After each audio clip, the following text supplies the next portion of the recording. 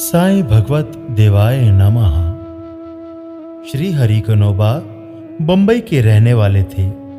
उन्होंने अपने दोस्तों और रिश्तेदारों से श्री साईं बाबा द्वारा की जाने वाली कई लीलाओं के बारे में सुना था, लेकिन वह बाबा पर विश्वास नहीं करते थे और उनकी परीक्षा लेना चाहते थे। इसलिए वह बंबई के कुछ दोस्तों के साथ शिरडी आए। उन्होंने अपने सिर पर जरीदार साफा और पैरों में नई जोड़ी सैंडल पहने थी। उन्होंने बाबा को दूर से देखकर उनके पास जाने और उन्हें प्रणाम करने का विचार किया। उन्हें नहीं पता था कि उन्हें उनकी नई सैंडल का क्या करना है। फिर भी बाहर खुले आंगन में एक कोने में जाकर उन्होंने सैंडल रख द्वारका माई में जाकर बाबा के दर्शन किए। उन्होंने बाबा को प्रणाम किया। बाबा से उदी और प्रसाद लेकर लौट आए। जब वह कोने में पहुंचे तो उन्होंने पाया कि उनकी नई सैंडल गायब हो गई थी। बहुत ढूंढने पर भी उन्हें अपने सैंडल कहीं नहीं मिले। अंत में बहुत निराश होकर वह अपने स्थान पर लौट गए। उन्होंने जाकर स्नान पूजा की और नैवेद्य अर्पित किया और भोजन के लिए बैठे, लेकिन पूरे समय वह अपनी सैंडल के बारे में ही सोचते रहे। खाना खत्म करने के बाद वह हाथ धोने के लिए जैसे ही बाहर निकले, तब उन्होंने देखा कि एक मराठा लड़का उनकी ओर आ रहा है। उसके हाथ में एक छड़ी थी जिसके ऊपर एक जोड़ी नई सैंडल लटके हुए थे।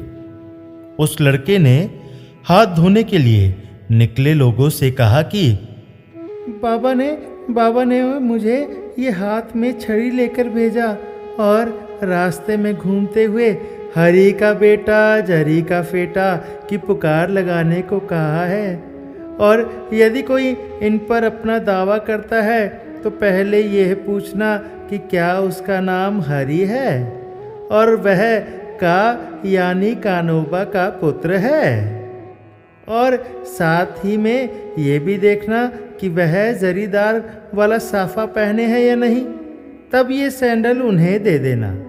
यह सुनकर हरि कनोबा को सुखद आश्चर्य हुआ।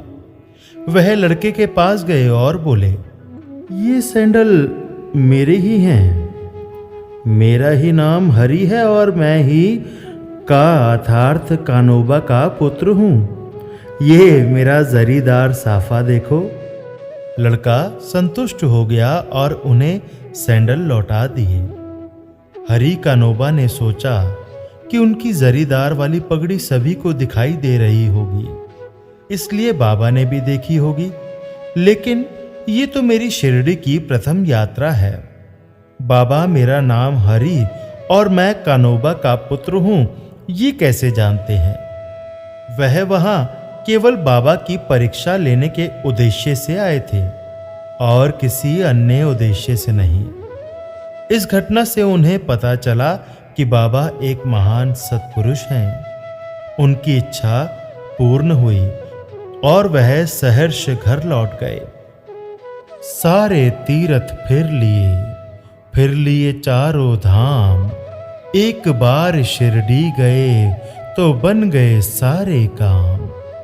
मन में हो विश्वास तो साईं करे पूरी आस।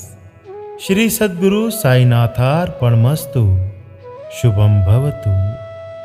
सद्गुरु साईनाथ महाराज की जय।